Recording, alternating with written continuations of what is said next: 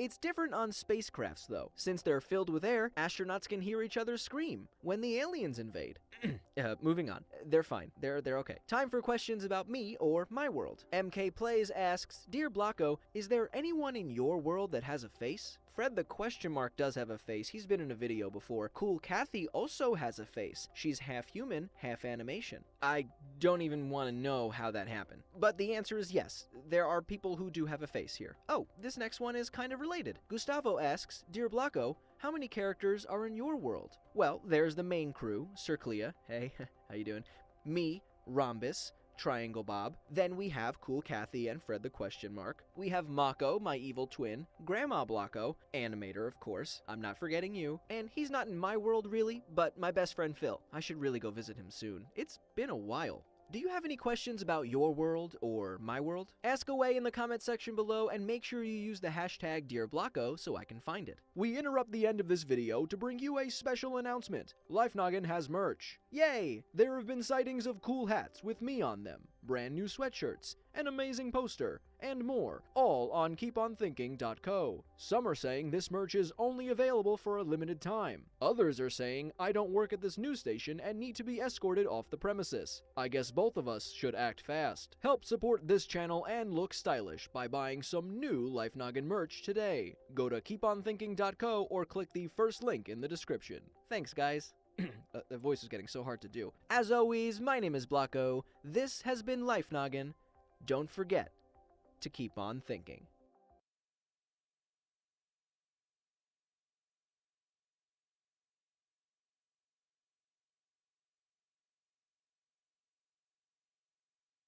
Managing my type 2 diabetes wasn't my top priority until I held her. I found my Traceba reason. Now I'm doing more to lower my A1C. Once daily Traceba controls blood sugar for 24 hours for powerful A1C reduction. Traceba is a long-acting insulin used to control high blood sugar in adults with diabetes. Don't use Traceba to treat diabetic ketoacidosis during episodes of low blood sugar or if you are allergic to any of its ingredients. Don't share needles, syringes, or insulin pens. Don't reuse needles or syringes. The most common side effect is low blood sugar, which may cause dizziness, sweating, confusion, and headache. Check your blood sugar. Low blood sugar can be serious and may be life-threatening. Injection site reactions may occur. Tell your prescriber about all medicines you take and all your medical conditions. Taking TZDs with insulins like Traceba may cause serious side effects like heart failure. Your insulin dose shouldn't be changed without asking your prescriber. Get medical help right away if you have trouble breathing, fast heartbeat, extreme drowsiness, swelling of your face, tongue, or throat, dizziness, or confusion. I found my Traceba reason. Find yours. Ask your diabetes care specialist about Traceba. Hey there. Welcome to Life Noggin. Oh, look, that seed we planted a while ago is now a candy tree. Very fitting. Welcome to another episode of Dear Blocko. This is the show where I answer your questions that you have about your world and my world. Let's get started with this love-themed episode. Instant Gamer 101 asks, Dear Blocko, why do you feel pain when you end a relationship? By the way, your voice is really nice. Wow, thank you so much. Well, you often feel pain when a relationship ends because it's not just physical pain that can affect your brain. So can emotional pain. Jeff McDonald, an associate professor of psychology at the University of Toronto, has even said that the pain centers in your brain can't tell the difference between physical and emotional pain. The idea of emotional pain was further validated a few years ago when a study looked at the effects of emotional pain on 40 willing participants. Each person had experienced an unwanted romantic breakup within the 6 months prior to the study, and, while hooked up to an fMRI, were made to look at a photo of their ex to try and gauge the pain that it put them through. Researchers similarly measured how some painful heat applied to their arm affected them. Both the emotional and physical pain activated regions in the participants' brain. Funnily enough, both types of pain were reduced simply by giving the participants a placebo. King Wolf 132 asks, Dear Blocko, is it possible for your heart to skip a beat when you really love someone? Well, sure. There are actually a few different reasons as to why your heart might skip a beat, or start beating faster, which are called heart palpitations. Really, anything that stresses you out or causes you to get all anxious can do it. Alcohol, caffeine, exercise, and certain medications may also be the culprit. So yeah, if your cuddle buddy causes you to have some intense feelings or emotions, they might just be able to toggle the switch on your heart valve too. Usually this isn't really something to get worried about, as heart palpitations are very common and often harmless. harmless, but in some cases they could be a sign of a more serious problem. The National Heart, Lung, and Blood Institute recommends that you seek medical attention immediately if you have any palpitations and feel dizzy or confused, experience any trouble breathing, think you might faint, or have any pain or tightness in your chest. And now it's time for questions about me or my world. Sebastian asks, Dear Blocko, what's your current relationship with Sir Clea? And I want a happy answer. Okay, I don't really know if I can answer this one because it's still so complicated, you know? Okay, maybe it's not so complicated then. I guess the secret's out. Great, now there's no need to panic at the comments section. Yeah, I can just panic at the disco. Did you bring drums with you? Okay, next question. Oliver asks, Dear Blocko, what are you getting me for Valentine's Day? Oliver, I don't know if you heard, but I kinda already have a Valentine this year. But who am I kidding? I got you a present anyway. It's a giant candy heart that doesn't taste like chalk. It tastes like chicken ramen.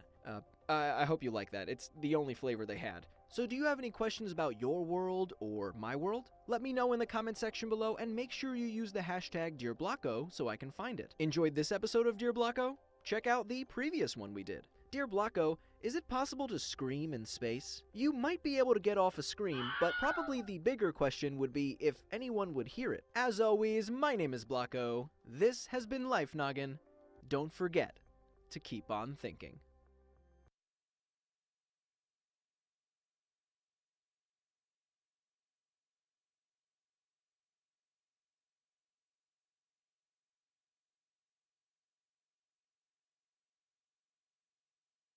So, there you are with your depression and your dirty laundry that you just don't want to deal with. Because depression is multiple symptoms. Yeah, time for a change.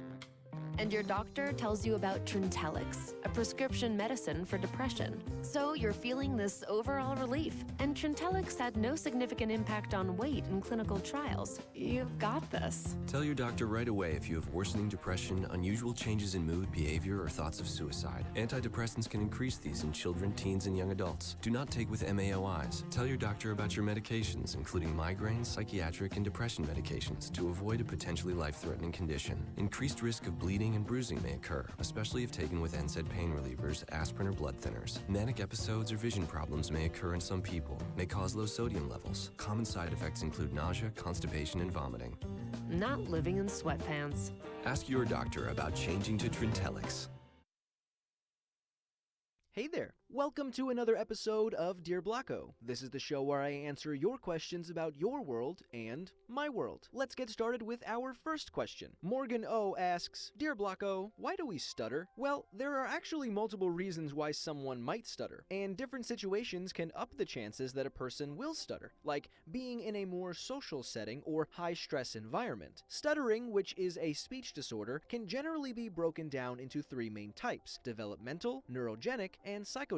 The roots of each of these are a little different. Developmental stuttering usually occurs early on in life and happens as your speech and language abilities are developing. Neurogenic stuttering happens because of signal issues between the brain and nerves or muscles, while the psychogenic kind is believed to more specifically originate in the part of the brain that handles your thinking and reasoning. Especially with those last two types, events in your life can possibly cause you to have a stutter. Strokes and certain brain disorders can cause them, as well as severe emotional trauma. For developmental stuttering, most children do end up outgrowing any stuttering they might have had. But for people with other types, or whose stuttering continues, treatments like speech therapy or cognitive behavioral therapy can be useful. Certain electronic devices may also be able to help too. Second question up, Happy Dabby asks, Dear Blocko, why is the moon sometimes red? And BTW, love your vids. Well, BTW loved your question. When the Earth's moon looks orangey brown or red, also sometimes referred to as a blood moon, it's because your moon is in a total lunar eclipse. This happens when the Earth moves in between the sun and the moon, causing the moon to be fully in Earth's shadow. The reason the moon gets that red color is because a bit of light from the Earth's sunrises and sunsets make their way over,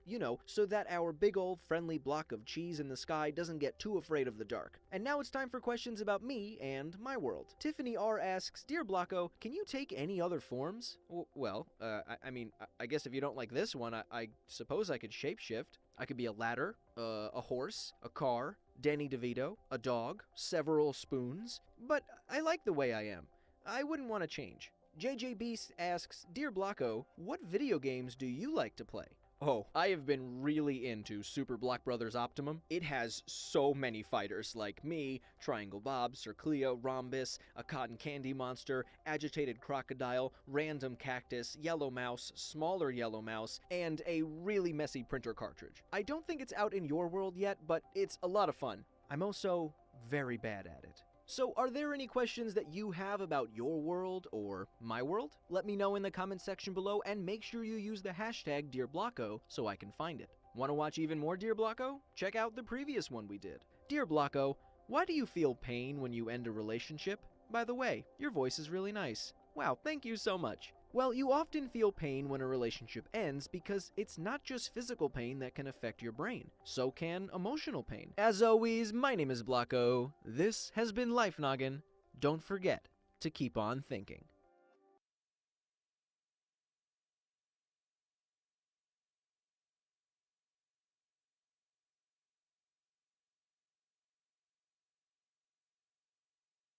All his life, Jimmy's had to get in line and show his ID just to prove he's Jimmy. But now with Clear, Jimmy is his ID, so all he needs to speed through airport security is Jimmy. Clear. You get you places. Hey there. Welcome to Life Noggin. Oh, you're planting a little seed? I can't wait to see what it grows into.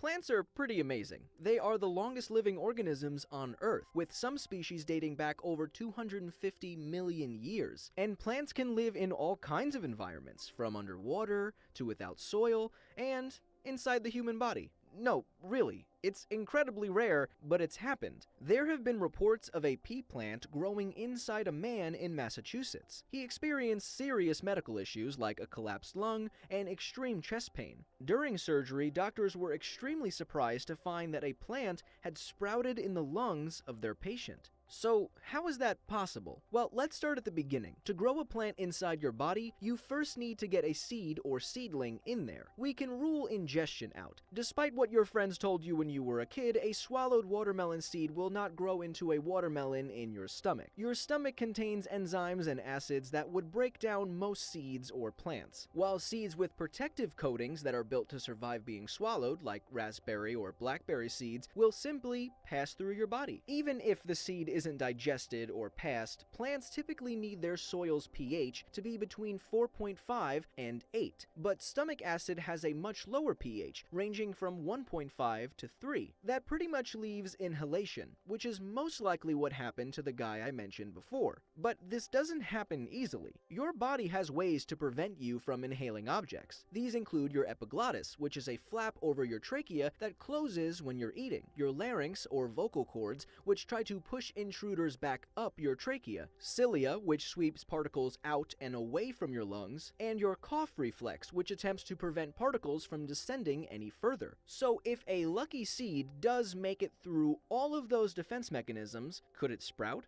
Well, plants require water, carbon dioxide, and sunlight in order to make nutrients through photosynthesis and grow. Without sunlight, how could they grow then? Well, to germinate, seeds only need oxygen, warmth, and moisture, which is pretty easy to find in the lungs of a human body that is around 60% water and whose temperature is a steady 37 degrees Celsius. But don't break out the dust masks just yet. Even though most seeds contain their own nutrients, which is needed to sprout, after they use them up, they require sunlight to grow any further. That could be why the pea plant only reached 1.25 centimeters. So, while it is possible, that little seed needs to defy a lot of odds in order to grow inside your body. I think it's safe to say that you don't have to fear the outdoors, or at least not for that reason. So are there any other bodily oddities that you want us to talk about next? Let me know in the comment section below. Curious to know what happens to your body when you get bit by a poisonous snake? Check out this video. Venomous snakes can choose whether or not to actually release their venom, but if they do, those fangs of theirs are going to release different toxins into your body that have varying effects depending on what type of snake bit you. As always, my name is Blocko. This has been Life Noggin. Don't forget to keep on thinking. Hey there. Welcome to Life Noggin. It's a winter wonderland, and that snowman has a sword. That's cool. As the days get colder and colder, we all have to think about how to best keep ourselves all warm and snuggly. What, you didn't think that digital winters were a thing? Oh, believe me, they are very real and very chilly. That's why we're all huddled up together around the fire. Hey, stop hogging all the eggnog in Triangle Bob. Now, while cold winter days can be pretty gloomy themselves, right now me and the gang are dealing with something that's quite a bit scarier, a blizzard. A blizzard is a storm that has significant falling or blowing snow, reduced visibility, and wind speeds at around 56 kilometers per hour or greater, all for a period of 3 hours or longer. Add everything up and you have a pretty dangerous combination. During a blizzard, it's a lot safer to just stay inside. But what if the worst happened and you were stuck outside in the cold for some reason? How long would it take for things to get pretty bad? Let's find out. With a blizzard, one of the most dangerous things about it is how cold it can get. You usually start getting hypothermia, which can be deadly, when your body temperature drops just a few degrees below its normal temperature. Beyond things just being cold in general, all those winds that we were talking about earlier can make it feel even colder. That's the whole idea behind wind chill. In some places around the US, winter wind chills have been recorded below minus 50 degrees Celsius more often than I'd be comfortable with. In fact, according to a CBS report, Mount Washington, New Hampshire hit a temperature of around minus 38 degrees Celsius back in January of this year with a wind chill of minus 68 degrees. When you're exposed to super low wind chill values, it increases your risk of things like hypothermia and even frostbite, which is why we probably shouldn't be out here right now. It's all for the sake of science though, right friends? With frostbite, things can actually start to get bad a lot quicker than you might think. According to the National Weather Service, wind chill values near minus 32 degrees Celsius can cause you to get frostbite within 15 minutes of exposure to the cold. And if you have even lower temperatures and higher wind speeds, you start to get into the 5 to 10 minute range. Things like your fingers, toes, and earlobes are some of the areas most susceptible to frostbite